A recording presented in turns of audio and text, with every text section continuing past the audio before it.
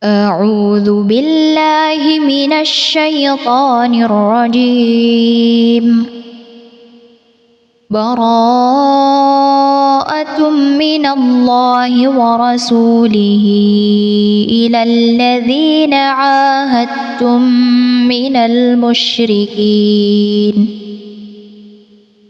فسيحوا في الأرض 4 أشهر واعلموا أنكم غير معجز الله وأن الله مخزي الكافرين. وأذان من الله ورسوله إلى الناس يوم الحج الأكبر أن الله بريء من المشركين أن الله بريء من المشركين ورسوله فإن تبتم فهو خير لكم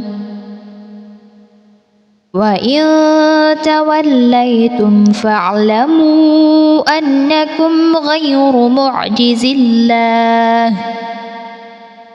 وبشر الذين كفروا بعذاب أليم.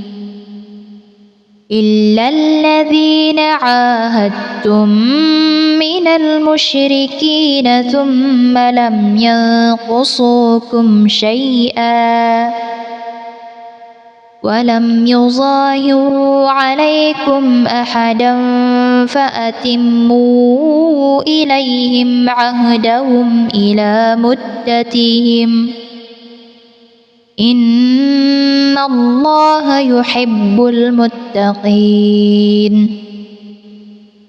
فإذا سلخ الأشهر الحرم فاقتلوا المشركين حيث وجدتموهم وخذوهم واحصروهم واقعدوا لهم كل مرصد فإن تابوا وأقاموا الصلاة وآتوا الزكاة فخلوا سبيلهم إن الله غفور رحيم.